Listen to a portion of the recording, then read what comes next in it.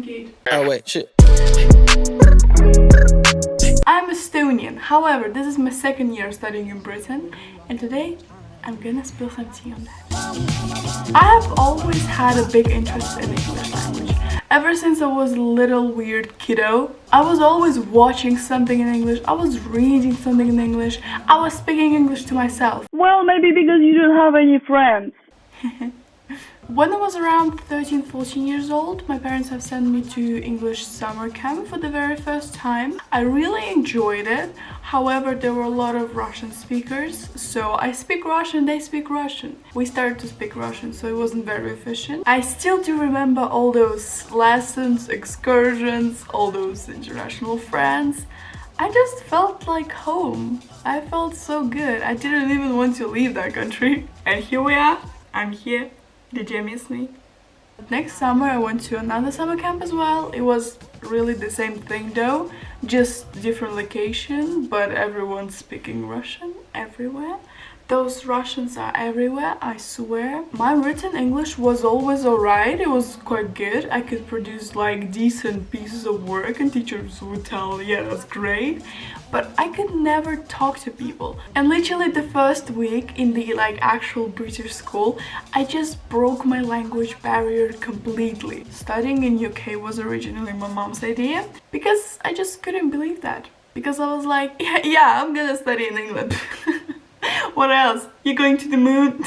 Funny, mom. When I arrived here for the very first time, I was actually shocked, amazed and appalled at all same time. I don't remember that I was terrified, not for a second. I was just so excited because it felt so good, it felt so right. I really like being here. Then a car crashed into my room at 6 in the morning, but that's another story. I started off in UK from year 11. As far as I know, it's the last grade of senior school. And I was on the international program where you have to do GCSEs as just like for normal British students, but it's in 1 year and it's called IGCSEs, so it's a bit different. We had 7 subjects, that's less than the normal British guys, but I would say that was very hard. That's all I can say. As a basic standard you have maths and English and then you choose what you want. For example, my options were biology, psychology and business. And I also did a Russian exam. Yeah, I had to finish school both in Estonia and England. Love that. And now I am in A-level, aka 6th form, but oh my forking god, that first year, it was rough. It started off fine because they just show you around, they give you excursions, they give you kind of tests, whoa, some games, fun. But then I just kept getting piles and piles of work to do, and you have to do 7 subjects in completely different language. By the way, the cost of all of this entertainment is ridiculous. And I don't speak ridiculous. It is really worth it only if you take the most out of it. After 1 year here, I felt so self-confident. I feel like I have more opportunities in my head. It's like I was in Estonia and something was limiting me. And now I'm here, I'm like, yeah, whoa, I'm in another country without my parents. And my limits are just gone now.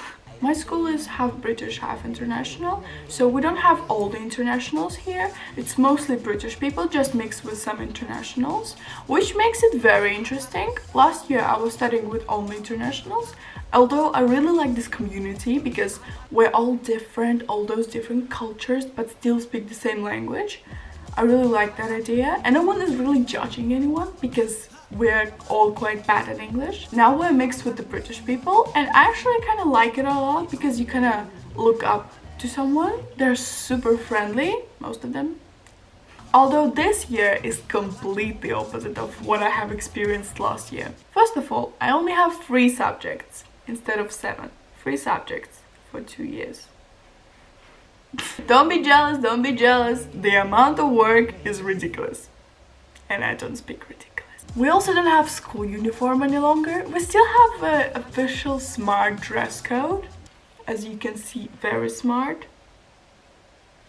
Yep, this all is actually not as good as it may appear. I am studying English literature with the British guys, and I don't speak English. Why did I choose English literature? No idea, bro. Also, this year we have free lessons in timetable. They're called spares. They're made to watch YouTube videos. I mean, I'm studying. They're made for studying. Actually, I'm making YouTube videos at this time just because this is the only time my roommate is not in the room. Also, we started working with laptops, which makes learning more fun, enjoyable, and engaging. About the campus. This is how most people imagine boarding schools. Basically Hogwarts. My boarding house and my school are basically located in a way that you have to walk through the town, so you have to cross the streets. It's just town, and there are certain buildings for certain departments, boarding houses. We also have a great cathedral that we're visiting 2 times a week on Monday and Friday. My house mistress would kill me if I didn't mention the cathedral, so that's the cathedral. Boarding house life. 52 women living together. That is absolutely fantastic. I've never had 52 women in my entire life. Fantastic. You don't know what is privacy here. Just forget what the word privacy means. Anyone can enter your room at any point, any second. I kind of hate it because you can hardly concentrate. Like, you're so into work and then someone enters the room and guess what? They go to your roommate and then they scream in Chinese. Fantastic. But what I actually love about that is you can see your friend at any point. Like, I literally go out of my room, take 2 steps, and I'm just in my friend's room screaming in Chinese. Also, living without parents.